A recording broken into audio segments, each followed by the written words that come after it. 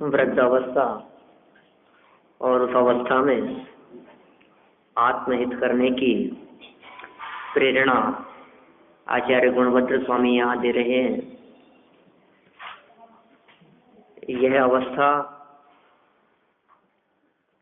परभव की प्रारंभिक दशा है।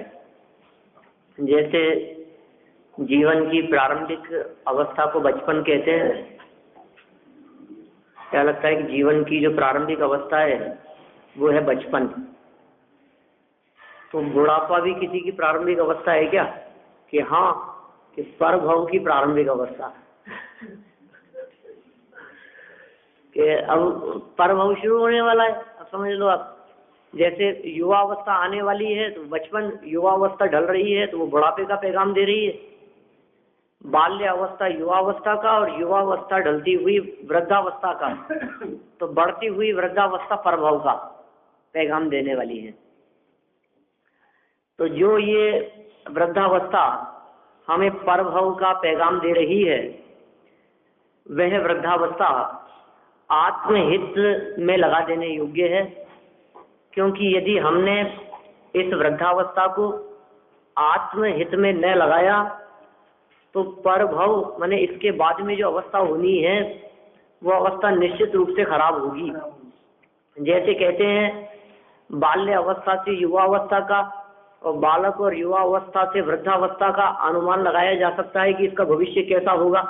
समझ में भूत के पग पालने में दिख जाते हैं, भविष्य में कैसा होगा, कैसा बनेगा, इसकी होनहार कैसी होगी। जिस प्रकार बालक युवावस्था को देखकर इसके आगामी जीवन का अनुमान लगाया जा सकता है, ठीक उसी प्रकार वृद्धावस्था को देखकर परभव का अनुमान लगाया जा सकता है। एक प्रकार से ऐसा कह सकते हैं कि वृद्धावस्था परभव का आईना है, इसका परभव कैसा होगा। और आचार्य देव कह रहे हैं कि जिन्हें परभव सुधारना हो वे परभव को न देखें, अपने वर्तमान भाव को सुधारें तो परभव अपने आप सुधर जाता है। और वर्तमान भाव में भी जिनकी अंतिम अवस्था आ गई है, जिसे वृद्धावस्था कहा गया है, तो फिर तो अब बचा ही क्या है। जितना समय मिला है अपने को, कई लोग तो कहते हैं बोनस में जी रहे हैं। अब जो हमारा जीवन चल रहा है, हमने हमारी जितनी आयु थी वो तो पूरी बिता दी। अब जो भी जितने दिन रहे ये सब बोनस में है, बोनस के दिन है। कह रहे हैं अब तो एक एक क्षण, एक एक मिनट हमारे को आत्महितकारी चिंतन में लगा देनी चाहिए। इसके अलावा दूसरा कोई चिंतन चलना ही नहीं चाहिए, दूसरी कोई सोच चलनी नहीं चाहिए, दूसरा कुछ सोचना ही नहीं चाहिए। ऐसा विचार हम करें। ये प्रेरणा इन्होंने यहाँ दी और कहा कि भाई ये प्रेरणा हम ही नहीं दे रहे हैं, ये प्रेरणा आपका परिकर, आपके आसपास का माहौल और यहाँ तक कि आपकी इंद्रियां और आपकी शरीर की अवस्था, वो भी निरंतर ये प्रेरणा दे रही है। तिरस्कार का विचार न करें, निंद दशा को न देखें। कोई व्यक्ति यदि अपयश या अपमान सूचक वचन कहता है तो वो हम न सुने, इसलिए कान बहरे हो गए हैं। हीन से हीन निंद दशा हमारे को दिखाई न देवे, इसलिए चक्षु इंद्रिय से दिखना कम हो गया है कि दिखना बंद हो गया है। ये बातें सिर्फ इंद्रियों की दशा बतलाने के लिए नहीं है, अपितु ये बातें इसलिए है कि आप शांति से आत्महित कर सकते हैं।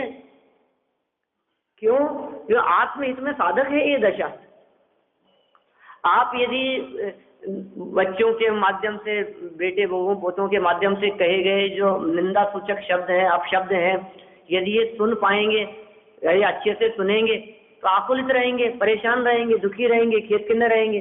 तो ये तो एक प्रकार से हमारे सहायक है कि हम उन बातों को सुन करके, कोई टेंशन का काम ही नहीं, आपने कुछ सुना ही नहीं, तो काई की टेंशन और काई की आकुलता। माने आत्महित के लिए सहायक, सर्वनिमित्त। मृत्यु नजदीक आ रही है, शरीर कांप रहा है, जूझ रहा है, तो ये भी आत्महित में लगने की एक प्रकार से प्रेरणा ही मिल रही है। और ऐसी अवस्था में भी हे प्राणी, तू जलते हुए घर के समान, जलते हुए घर में निश्चल बैठे हुए प्राणी के समान दिखाई दे रहा है। हमें लगता है या तो तू अग्नि को नहीं जानता, या फिर तुझे उसका कोई भय नहीं है, डर नहीं है। ये तेरी मूर्खता की कुछ बात हमारे को समझ में नहीं आ रही है कि इस प्रकार की मूर्खता जगत में कोई व्यक्ति कर कैसे सकता है। कोई व्यक्ति ऐसी मूर्खता करता हुआ दिखाई नहीं देता, कोई भी नहीं होता ऐसा मूर्ख। कौन होगा बतलाओ मेरे को। चारों तरफ से आग लग रही हो और कोशिश नहीं करे, भाग दौड़ नहीं कर रहा हो, इधर उधर उछल कूद नहीं कर रहा हो, लगता ही है कहाँ से बचे, इधर भाग रहा है उधर भाग रहा है, ऐसी दशा नहीं दिख रही है। माने ये तो ऐसा लग रहा है जैसे तेरी बुद्धि बहुत मंद हो गई है।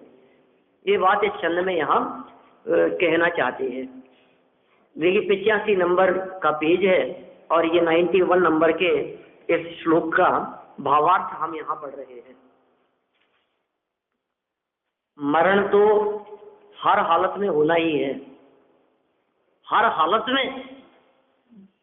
कौन रोकेगा उसे, कौन टाल सकता है। मरण तो हर हालत में होना ही है। अतः समझदार व्यक्ति निश्चिंत नहीं रहते। क्या निश्चिंत नहीं रहते? तो कभी चिंता करने की बात करते और कभी कहते हैं तो निश्चिंत रहे। यही विवक्षाएं हैं, ये जिनागम की अद्भुत प्रतिपादन शैली है, जैसे नए और सयादवाद के नाम से कहा गया है। कभी कहेंगे तू निश्चिंत रहे, तेरे को काहे की चिंता है, जो होगा हो जाएगा। और कभी कहेंगे सिर्फ चिंता नहीं दिखाई दे रही। हमें आश्चर्य होता है कि तू चिंतित नहीं दिखाई दे रहा, ऐसा कैसे हो रहा है। ये देखो कह रहे हैं मरण तो हर हाल में, हालत में होना ही है। अतः समझदार व्यक्ति निश्चिंत नहीं रहते, मरण से पहले ही परलोक का प्रयत्न करते हैं। मरने के पहले ही परलोक का प्रयत्न कर रहे हैं। देखो, वृद्धावस्था के बाद तो मरण होने का नियम ही है, और विषयादिक की कारणभूत इंद्रियां शिथिल होने पर भी तू यहीं रहने की आशा से निश्चिंत हो रहा है।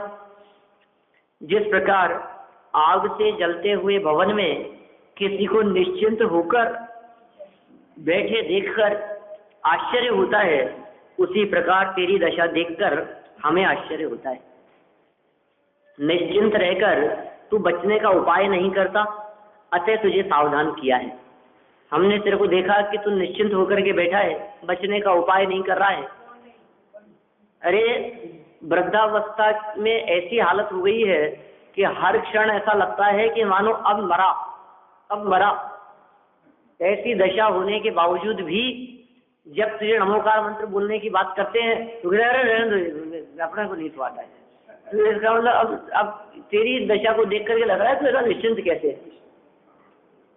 तेरे सामने यदि बारे भावना की बात करें, तेरे सामने यदि मेरी भावना आलोचना पाठ को चलाने की बात करें तो तेरे को सुहाता नहीं है। कह रहे तुझे क्या हो गया है, तू जब तेरी दशा ऐसी दिखाई दे रही कि मर रहा है फिर भी तुझे ये नहीं सुहा रहा है, तो तेरे क्या होगा? पंजे में जकड़ा हुआ है। देखिए वापस क्या कहा है, मरण तो हर हालत में होना ही है। ये तो हो गई एक बात, ये तो हो गया शाश्वत सत्य, ठीक है ना, परम सत्य है, शाश्वत सत्य है। जगत में कहते भी हैं लोग, शमशान में ऐसी बातें करते हुए मिल जाएंगे कि मृत्यु तो शाश्वत सत्य है साहब, अनिवार्य सत्य है, ये तो होना ही है। अतः समझदार व्यक्ति निश्चिंत नहीं रहते। देखो, मरण होना ही है, समझदार व्यक्ति निश्चिंत नहीं रहते, मतलब समझदार व्यक्ति चिंता करते हैं, ऐसा अर्थ है इसका। समझदार व्यक्ति निश्चिंत नहीं रहते, इसका मतलब क्या हुआ? समझदार व्यक्ति चिंतित रहते हैं। समझदार व्यक्ति चिंता करते हैं, अब क्या होगा, अब क्या होगा। हे भगवान, पाप में काल बिता दिया मैंने तो, हे भगवान मैंने तो जीवन में कोई धर्म कर्म किया ही नहीं, हे प्रभु खूब पाप किए, हे भगवान अब तो बचा लो मेरे को। और ऐसा विचार करता हुआ स्वयं के द्वारा किए गए पाप कार्य उनके प्रति खेद खिन्न होता है, भविष्य में नए पाप करने का संकल्प लेता है, निश्चिंत नहीं रहता, चिंतित होता है, और मरने के पहले ही परलोक का प्रयत्न करते हैं।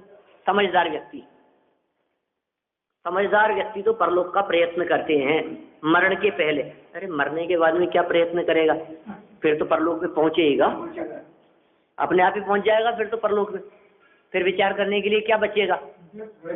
हाँ, जब तक मरण नहीं हुआ है, जब तक मृत्यु नहीं आई है, तब तक ही विचार कर सकता है, उसके बाद तो परभव आ ही जाएगा। तो देखिए यहाँ तक तो बात कही इन्होंने समझदार व्यक्तियों की। अब ना समझ लोगों की बात करते हैं। समझदार लोग तो मृत्यु के बारे में विचार भी करते हैं, चिंतित भी रहते हैं, परेशान भी रहते हैं, मरने के पहले ही परलोक के बारे में विचार करके आत्महित के कार्यों में लग जाते हैं, तत्व चिंतन मनन स्वाध्याय आदि प्रवृत्तियों में संलग्न हो जाते हैं। कौन? समझदार। और वृद्धावस्था के बाद तो मरण होने का नियम ही है।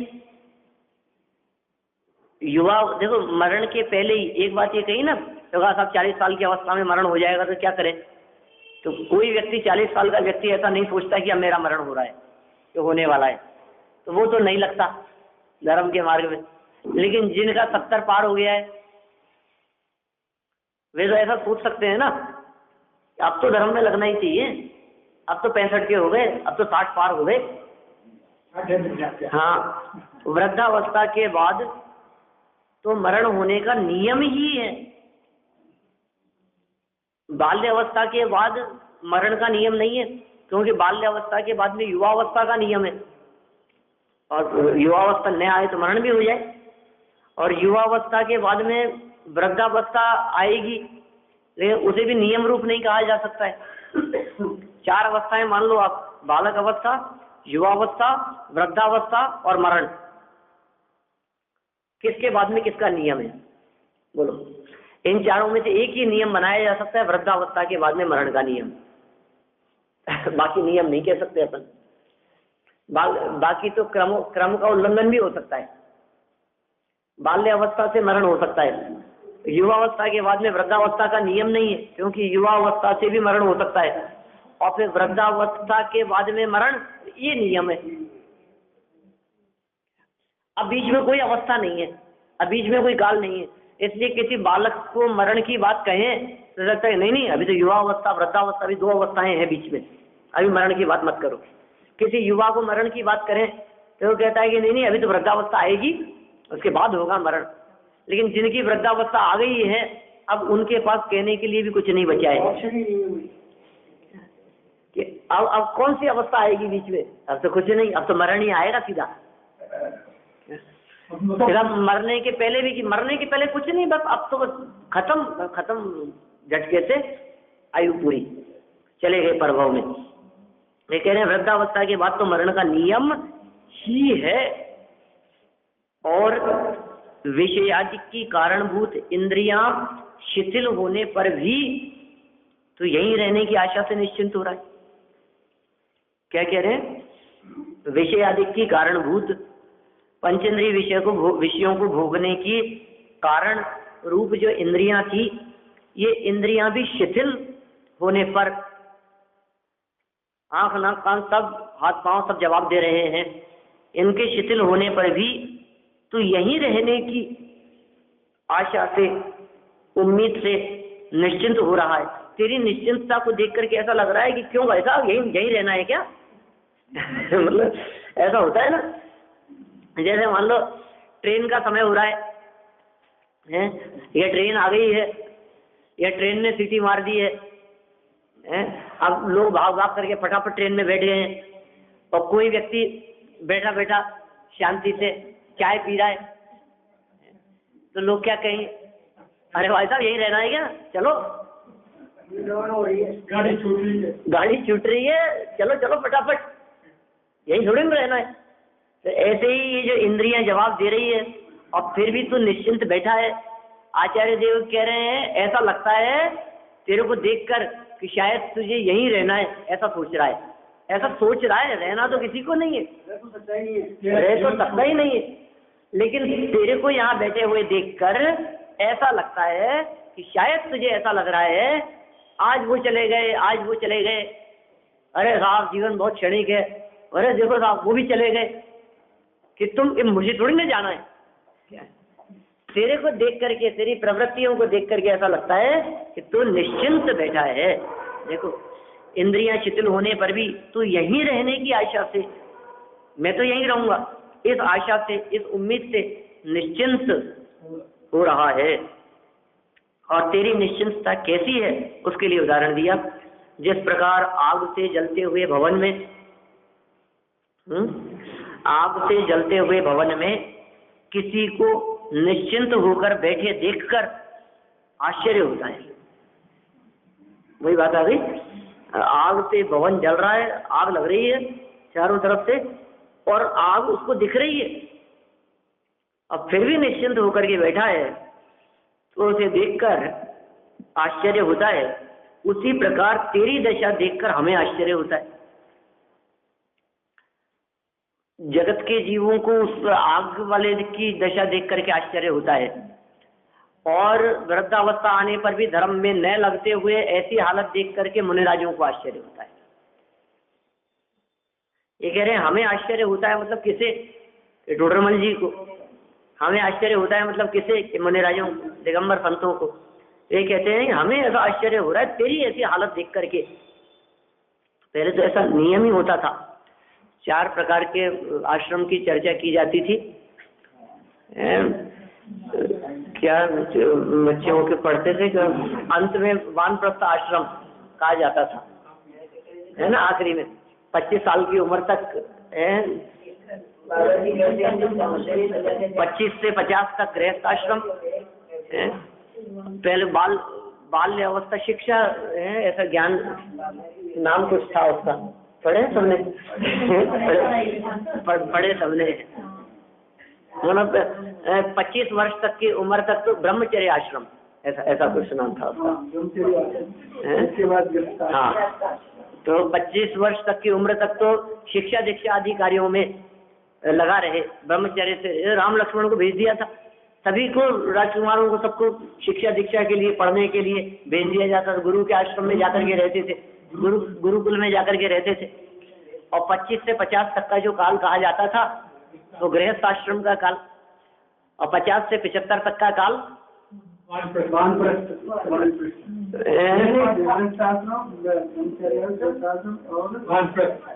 वो अंतिम है, वृद्धाश्रम,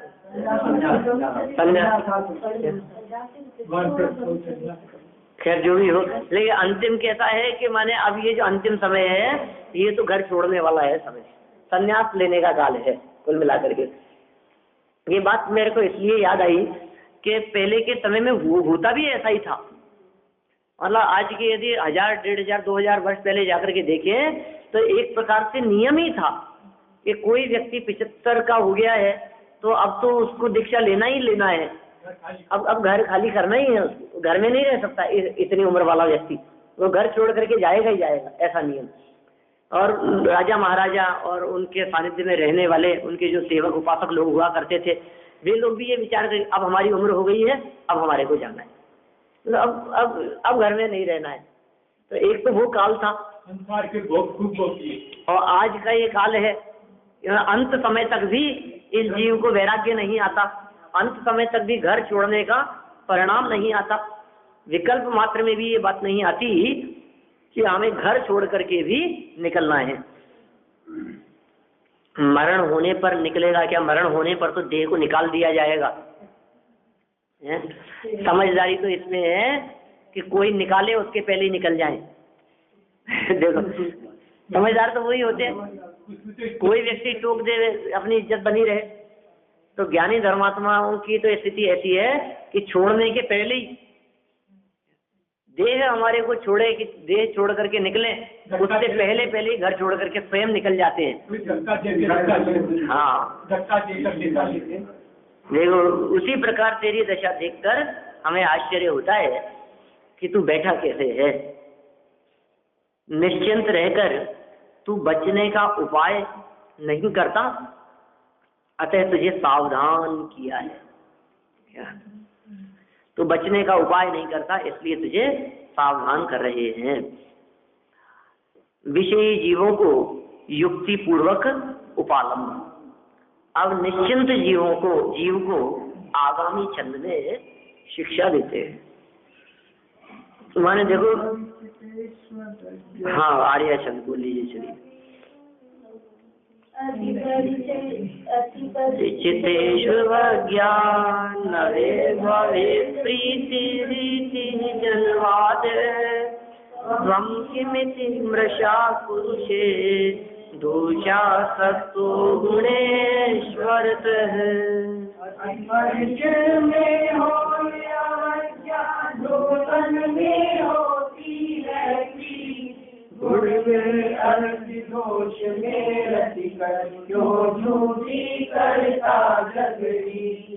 देखो,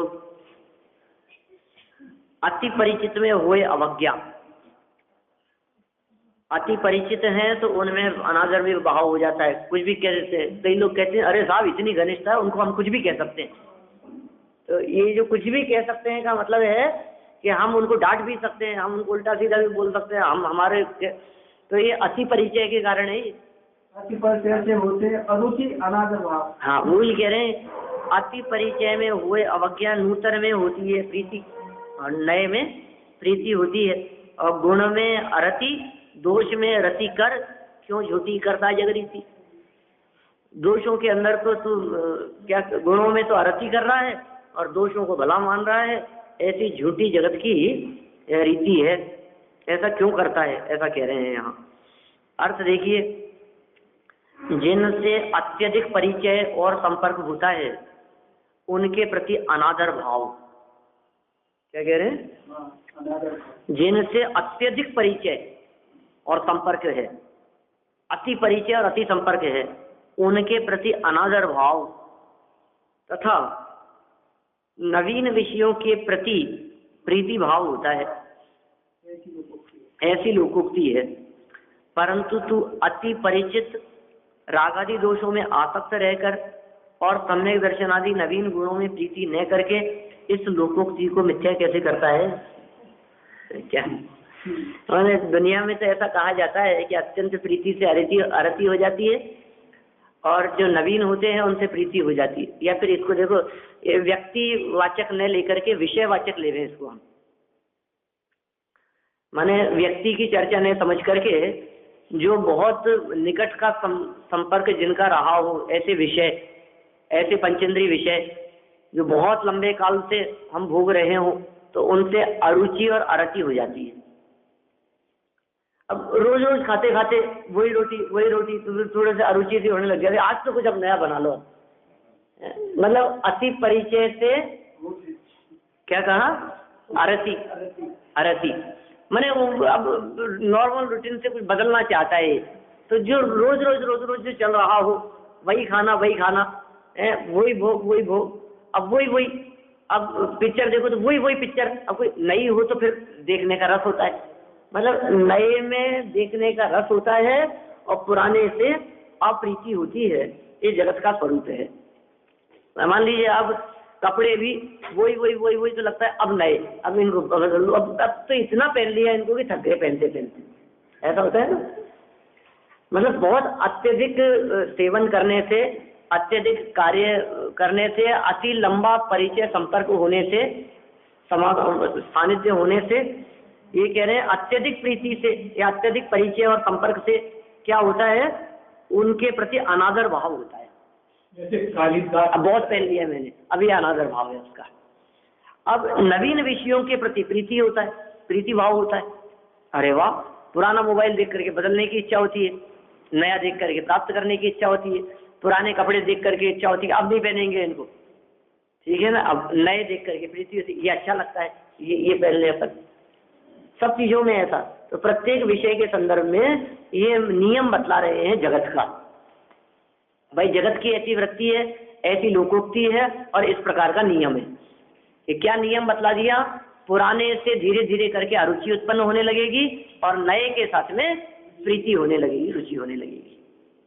तो जिनसे अत्यधिक परिचय और संपर्क होता है, संपर्क प्राप्त हुई है वो वस्तु, उनके प्रति अनादर भाव और नवीन विषयों के प्रति प्रीति भाव होता है, ऐसी लोकोक्ति है। परंतु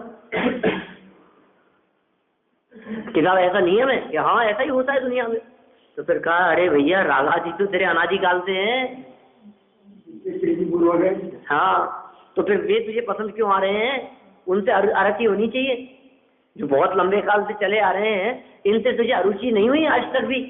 और सम्यक दर्शन आदि जो नवीन प्रकट होने वाले हैं, उनके प्रति तेरे हृदय में प्रीति नहीं दिखाई देती है। ऐसा कैसे हो रहा है? हमें तो ये आश्चर्य लगता है इस बात में। तो अति परिचित रागादि दोषों में आसक्त रहकर और सम्यक दर्शनादि नवीन गुणों में प्रीति न करके इस लोकोक्ति को मिथ्या कैसे करता है? हमें ये बात कुछ समझ में नहीं आ रही है।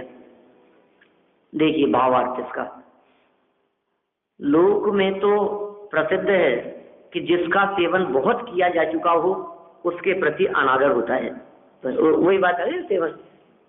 अगर पहले व्यक्ति के ऊपर उस बात को लगा रहे थे तो व्यक्ति पर वो बात घटित नहीं होती, व्यक्ति पर तो उल्टा हो जाता है कि ज्यों ज्यों पुराना संपर्क होता है त्यों त्यों विशेष प्रीति बढ़ती चली जाती है, और जो नए होते हैं उनके प्रति इतनी प्रीति नहीं होती है।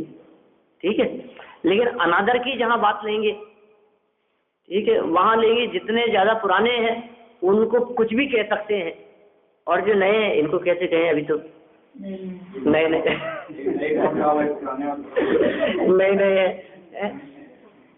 अभी बहुत नई आई है, इसको अभी तो ये कहेंगे तो काम में मत कर अभी इसको कैसे कहें हम? और फिर कही थी ना ये किया नहीं मैंने देखो ये कह रहे हैं अति परिचय से ऐसा अनादर भाव होता है।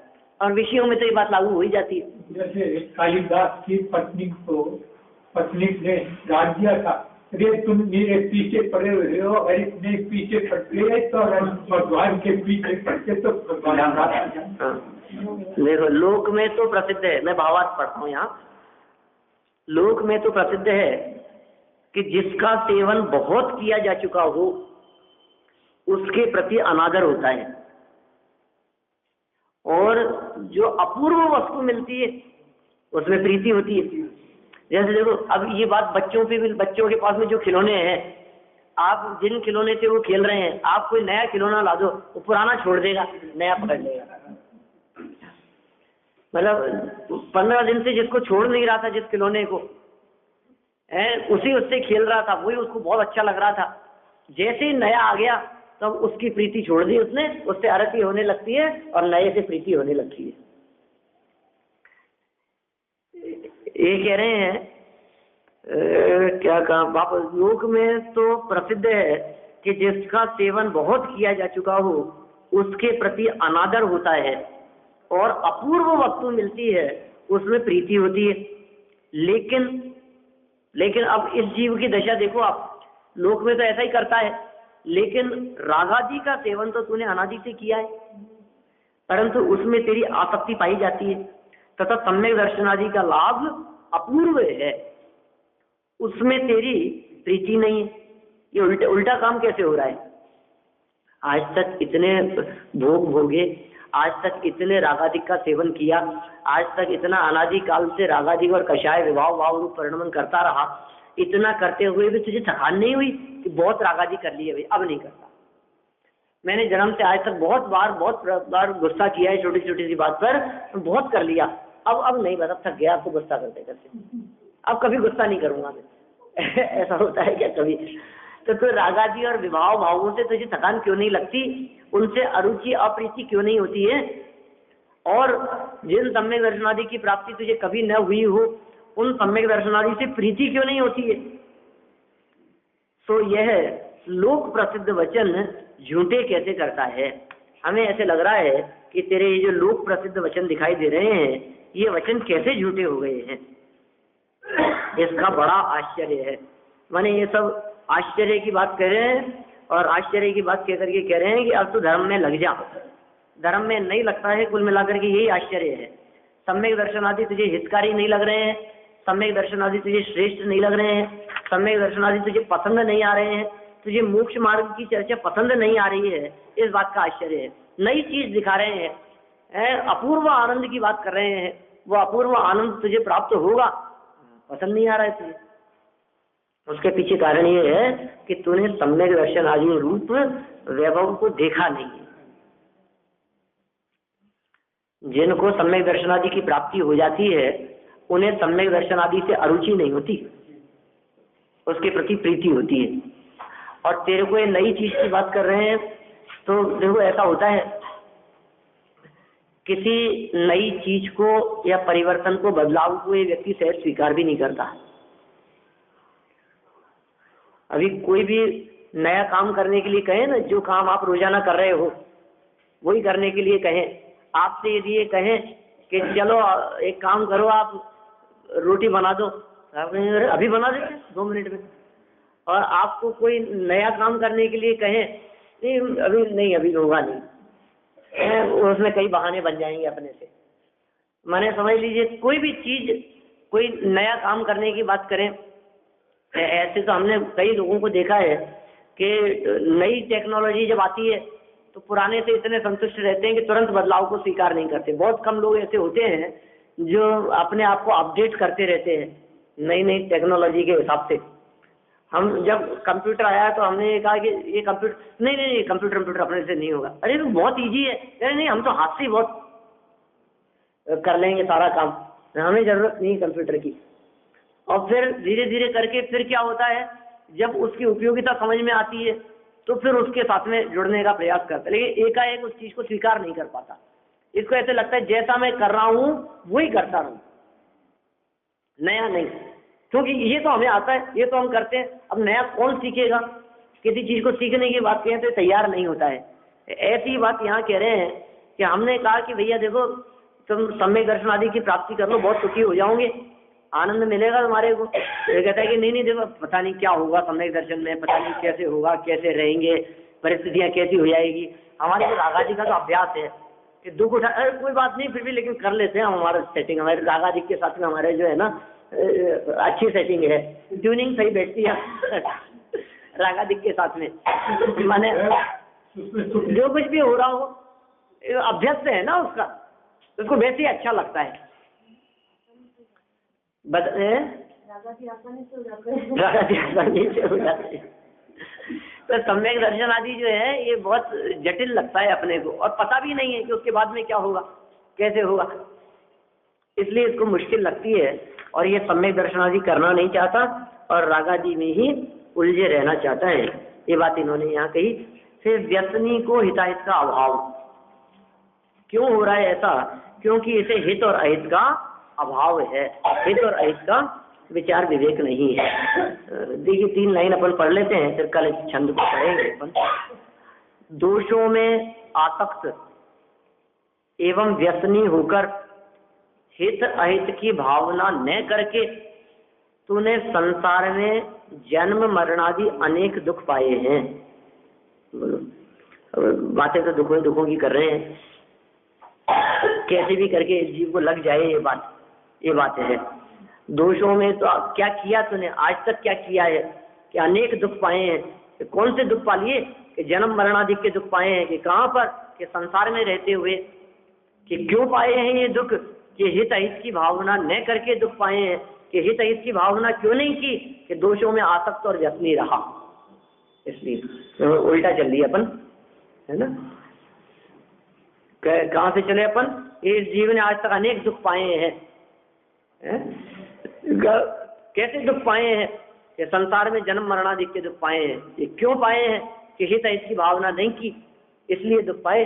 कि हित हित की भावना क्यों नहीं की थी? दोषों में आसक्त था और व्यसनी हो रहा था।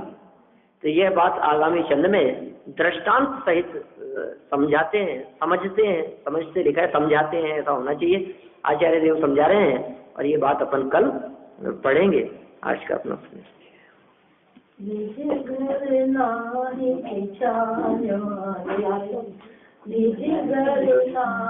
पिछान्या रे, मोह उदयो नीचा बरम बुलाना रे। निज घर नाहि पिछान्या रे, निज घर नाहि पिछान्या रे। तू तो नित्य अनादि रूपी सिद्ध समाना रे। तू तो नित्य अनादि स्वरूपी सिद्ध समाना रे। उद्गल जड़ में राशि रहो तू मूर्ति प्रधाना रे। निज घर नाहि पिछान्या रे, निज घर नाहि पिछान्या रे। तन धन यौवन पुत्र वधु आदिक निज माना रे। तन धन यौवन पुत्र वधु आदिक निज माना रे। ये सब जाय रहन के नाहि समझ सयाना रे। निज घर नाहि पिछान्या रे, निज घर नाहि पिछान्या रे। वृद्ध भयो सब सुधी गई अब धर्म बुलाना रे। वृद्ध भयो सब सुधी गई अब धर्म बुलाना रे। गई गई अब राख रही तू समझ सयाना रे। निज घर नाहि पिछान्या रे, निज घर नाहि पिछान्या रे। बुद्ध माँ चंद्र विचार के निज पद नेत्र रमाना रे। बुद्ध माँ चंद्र विचार के निज पद नेत्र रमाना रे। निज घर नाई पिछाया रे, निज घर नाई पिछाया रे। मोह उदय होने से नित्या बरम बुलाना रे, निज घर नाई पिछाया रे, निज घर नाई पिछाया रे। रमणी के ज्ञान से तुझे रोकालो, तो वाणी मस्तक नमो सदा देते हूँ, सदा देते हूँ।